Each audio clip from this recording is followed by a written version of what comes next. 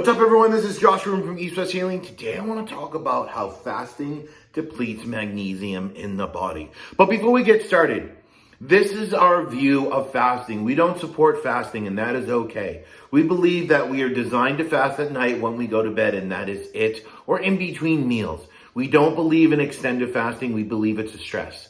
So if you love fasting, that is great, right? Please don't attack. There's no need. I appreciate if that's what you need to do. That is great. I have no problem with it. I'm not putting it down. I'm just sharing this with our audience because we work with so many people and have worked with so many people that fasting worked initially, but after a long period of time, they ended up with a lot of health problems. So let's try to just understand that we all have different views and that it was okay. We just all need to understand each other and say, you know what, this person doesn't like fasting, or you love fasting, so be it. If that works for you, awesome. But before we jump in, as always, please like this video, show us a little support. Please hit that subscription button and notification button so every single Wednesday when we put out a video, you get notified. Let's jump in.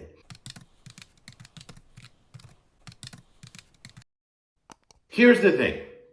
We believe that this whole fasting thing, yes, I know a lot of people say it worked for me, but we believe you're sacrificing long-term health for short-term gain. Right? I believe if you change your lifestyle to anything, whether it's veganism or fasting, because you were chronically stressed or because you were eating like crap, you're going to see a positive effect no matter what the diet is. The question is, after so much time, where's that effect going to wear out, right? Now, I am talking about clinical experience here. I don't go by the research, right? This is not a thesis. I'm working with human beings in real life. So the people that I've worked with that have come from a fasting background have been completely depleted and annihilated from that type of diet, right? But if it works for you, so be it. But here's the problem. Chronic stress depletes magnesium. This is a physiological fact, right? It works two ways though, because magnesium counterbalances stress, but stress depletes magnesium. And we need magnesium to regulate energy production, to grab onto ATP, because without it, energy dies, right? We need it to prevent calcification in the cell, from calcium getting in the cell. We need magnesium to regulate blood sugar and blood pressure and over 300 enzymatic reactions in the body. So without it, the body starts to compensate, and this can become a huge problem. And remember, stress is when the demands being placed on the system exceed what the system can handle. This means that we live in a very fast-paced life. We live in a very busy life, a go-go life. I haven't met one person that isn't stressed. But here's the thing. It's not about, living in a bubble. It's how do we build our resiliency to stress sometimes? Because sometimes I work with mothers that have 5 kids and they are a stay-at-home mom and the husband's at work for 12 hours a day, right? We can't change that, but we can build our resiliency to it with how we live, finding maybe 5-minute pockets or, how we eat to build that resiliency. It's about creating change. But the problem is when we're going, and then on top of it, we're depleting the amount of nutrients we're taking in, we're depleting the amount of calories we're taking in, and the window we're taking it in, that is a stress.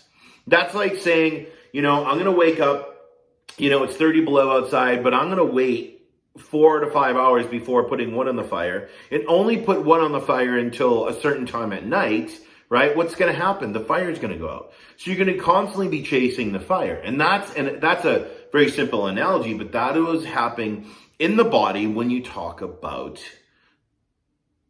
fasting. It's that simple. And I always tell people, if it works for you, that's great. You might feel good, but start doing some labs. I would run a full Monty and I would run an HTMA and I would take your body temperature and pulse. That's going to show you what's going on in your system.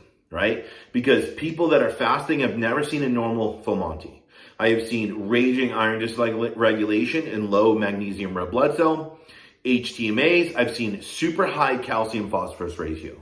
And this is the end result, that chronic stress of fasting.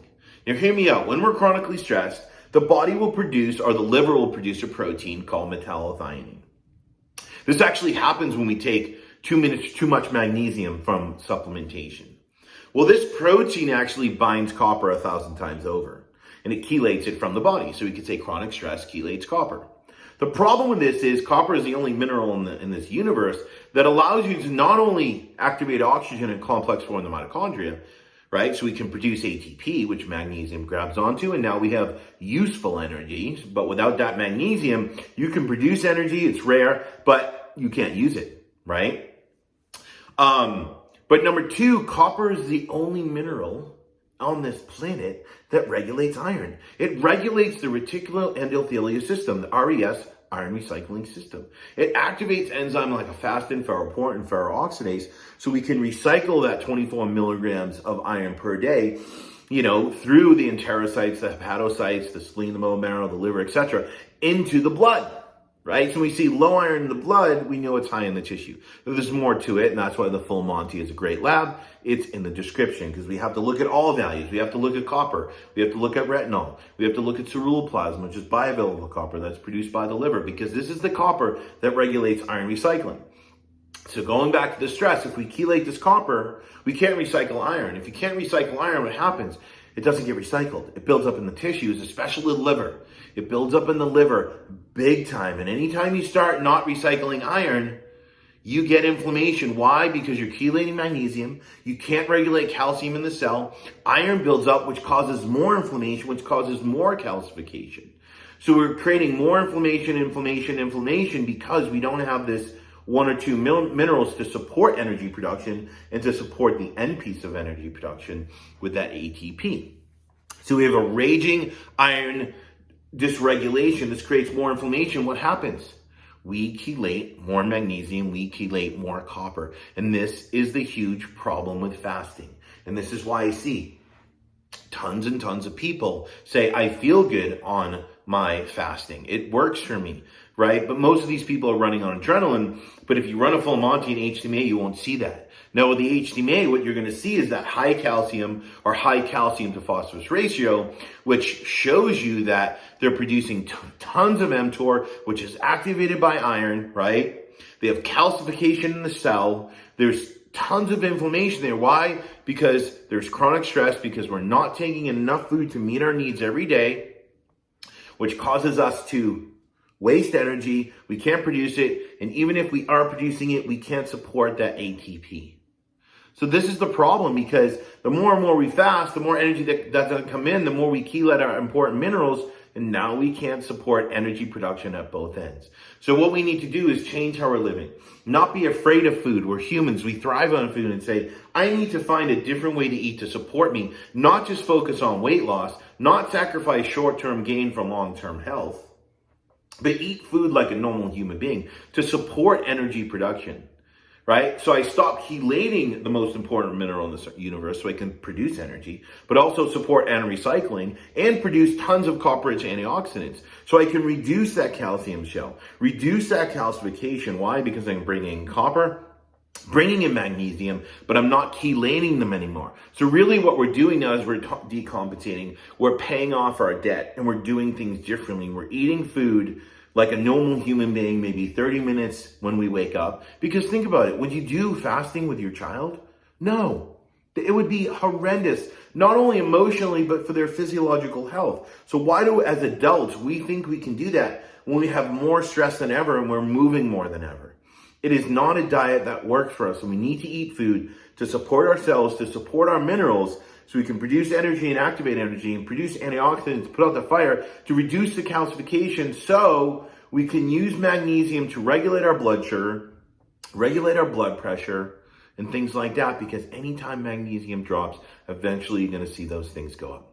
Hopefully this makes sense. As always, you got any questions, put them in the comments. Appreciate you all for tuning in. I'm out.